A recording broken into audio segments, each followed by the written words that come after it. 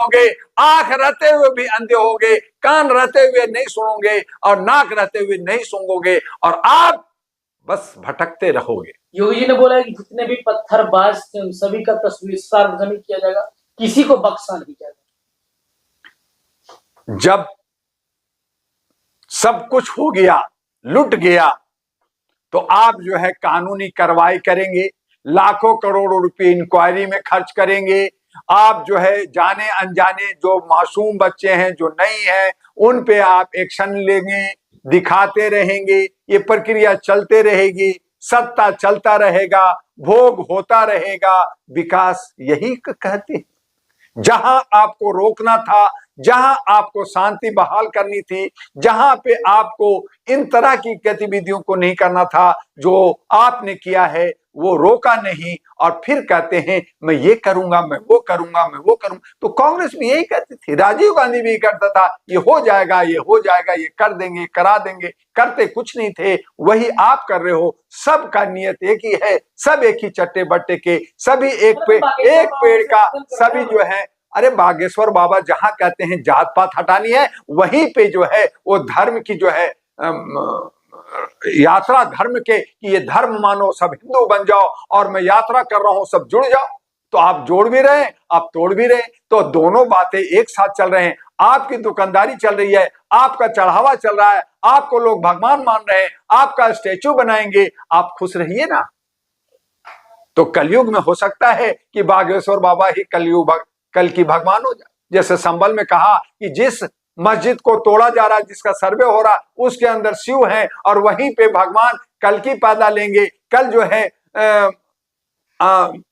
अजमेर शरीफ में कल की पैदा लेंगे, फिर आगरा में लेंगे, फिर मथुरा में लेंगे, फिर बनारस में लेंगे, पता नहीं कहां कहां कल की भगवान पैदा ले। तो भगवान हमारे ही भारत में। अरे जांच से कोई नहीं डर रहा, लेकिन जब आप जो है जहां पे अडानी का इशू है उसको अरेस्ट होना चाहिए, आप उसको छुपा रहे हैं, दबा रहे हैं, कोई मीडिया नहीं दिखा रही। जहां पे आप महाराष्ट्र और जगह राज्यों में इलेक्शन के अंदर चोरी कर करके व्यवस्था कर रहे हैं, उसको दबा रहे हैं ताकि कोई जवाब न दे। जहां पे बेरोजगारी हो रही है, जहां पे रोजगार नहीं मिल रहा, जहां पे महंगाई बढ़ रहा है, आप दादागिरी कर रहे हैं। बॉम्बे के तमाम जगह जो है अरबों खरबों रुपए के प्रॉपर्टी चंद पैसे में अडानी को दे दिया। आप प्रोजेक्ट और लूटने खसोटने में लगे हैं। उन तमाम मुद्दाओं से आप भटकाना चाहते हैं, आप उसको छुपाना चाहते हैं और आप नफरत की राजनीतिक बाजार पैदा कर करके आप काम करें तो कहना चलने दीजिए, होने दीजिए। अरे होने दीजिए, कीजिए ना, किसने रोका है? पूरे भारत के तमाम मंदिरों को, तमाम मस्जिदों को, तमाम मठों को करो ना सर्वे। यही करोगे ना, यही आस्था में धर्म के से आप राजनीति करोगे तो हमारे भूखे नंगे बच्चे, उनको रोजगार कहां मिलेगा, वो आगे कैसे बढ़ेंगे? यही तो विकास है कि मंदिर बनाएंगे, मस्जिद बनाएंगे, गुरुद्वारा बनाएंगे, चर्च बनाएंगे, नफरत फैलाएंगे।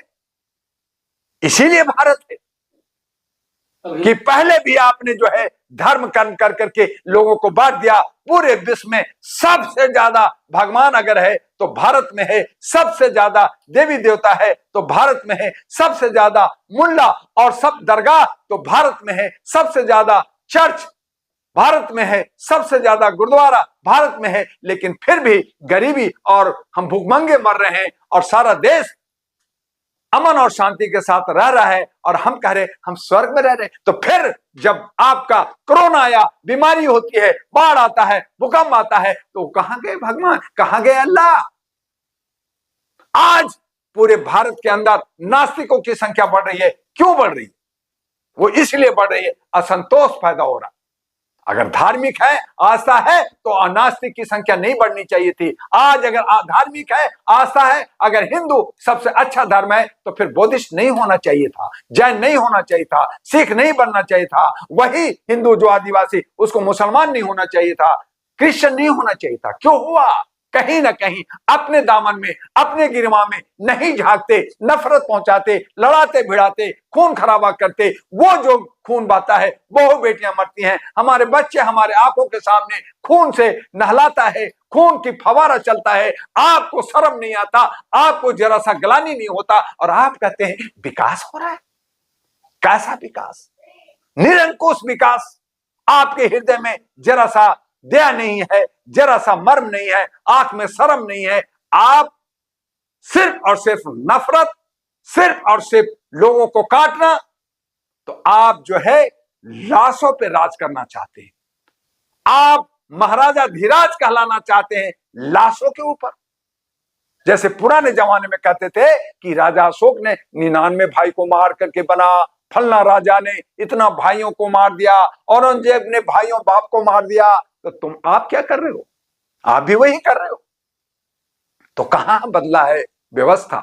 इसीलिए डॉक्टर दुआ का कहना है, अंधेर नगरी चौपट व्यवस्था बदलना होगा। आने वाले नौनिहाल बच्चे अपनी जिंदगी जो आज साइंटिफिक जगह से, आज जो है इलेक्ट्रॉनिक जमाने में हम आगे सैनिक इंडिया, सैनिक भारत, सैनिक बना रहे हैं। आज कह रहे हैं कि इंडिया खत्म हो गया। अरे इंडिया खत्म होगा तो भारत रहेगा, भारत खत्म होगा फिर हिंदुस्तान रहेगा, तो हिंदुस्तान खत्म होगा भारत रहेगा, तो खत्म नहीं होगा। बाबरी मस्जिद तोड़कर के बहुत दिनों बाद राम मंदिर बनाया गया, तो इसी तरीके से ये हो गया संभल की जगह बाबरी मस्जिद कई साल सदियों तक उस पर लड़ाई हुई। अब फिर सुप्रीम कोर्ट ने कहा कि मैं तथ्यों पे नहीं दिया फैसला, ये आस्था पे दिया। तो आपने आग लगाई। यानी कि कोर्ट जो तथ्यों पे देता है फैसला कि भाई ये सही है और गलत है, वहां पे आस्था और एक समाज को ठेस पहुंचता, हमने फैसला दिया। तो आप कहेंगे ये समाज का ये ठेस पहुंच रहा है, वो समाज का ठेस पहुंच रहा है, मुसलमान का ठेस पहुंच रहा है, हिंदू का ठेस पहुंच रहा है, क्रिश्चियन का ठेस पहुंच रहा है। तो ठेस पहुंचने पर कानून चलता है, तो फिर कानून की धज्जियां उड़ रही है। कानून को कौन मानेगा? कानून भी बिका हुआ है क्या? कानून बिका क्या है? कानून तो पंगु हो गया है, जकड़ा हुआ है, वो कैद हो गया है, वो विधायिका के हाथों में फंस गया है। कानून कहां रह गया? कि आप जो है तथ्यों पे नहीं करेंगे, क्योंकि वो प्राइम मिनिस्टर का, वो राष्ट्रपति का, वो बड़े भाई का, वो बड़े व्यापारियों का बेटा है, इसलिए उसको जमानत दे दो, उसको छोड़ दो। तथ्यों को नहीं देखना। और अगर एक टमाटर चोर है, उसको जो है चूंकि गरीब है, लाचार है, वो वकील नहीं कर सकता, आप उसको जेल में भेज दो, उसको मार दो। तथ्यों को नहीं देखना कि टमाटर चोर 10 रुपए का चोरी किया है, इसको जमानत हो जाए, इसको छोड़ दिया जाए, इसको मौका दोबारा दिया जाए, इसको मुख्यधारा में आगे बढ़ाया जाए, इसको सिखाया जाए। नशा केंद्र बनाया जाता है छोड़ने के लिए, आपको जो भटक जाते हैं उनको सही रास्ता देने के लिए। लेकिन आप तथ्यों की बात कहां कर रहे हैं? आप तो कह रहे हैं कि ये जो वर्ग है, हमें इसे साथ देना है और इस वर्ग को हमें मार के काट करके फेंक देना है। तो ये अंधेर नगरी चौपट व्यवस्था नहीं तो क्या है? बताइए जर्नलिस्ट महोदय। मैं आपके चैनल से, आपके इस वीडियो से कहना चाहता हूं कि आज जनता को जागना होगा, सतर्क रहना होगा। ठीक है कि शरीर नश्वर है, हमें मारा जा सकता है, हमें जेल भेजा जा सकता है, हमें बर्बाद किया जा सकता है, लेकिन विचार कभी मरता नहीं है। कहीं ना कहीं वो उबाल देता है और वही बदलाव लाएगा। और जो लोग ये गलत कर रहे हैं, क्या ये मरेंगे नहीं? क्या इन पे दुख नहीं आएगा? क्या ये बीमार नहीं होंगे? क्या ये रिटायर नहीं होंगे? और जब होंगे तो फिर पूछिएगा आप लोग जर्नलिस्ट महोदय कि अब क्या हुआ? तो ये कालचक्र है, सबको समझना चाहिए और हमें मानवीय मूल्यों के आधार पर मानवता निभाना चाहिए। सभी धर्मों से आस्था रखनी चाहिए, सबको प्यार और मोहब्बत कर करके एक तार्किक तरीके से उसको जो है समझते हुए जो तथ्य है उसके आधार पर हमें फैसला करना चाहिए।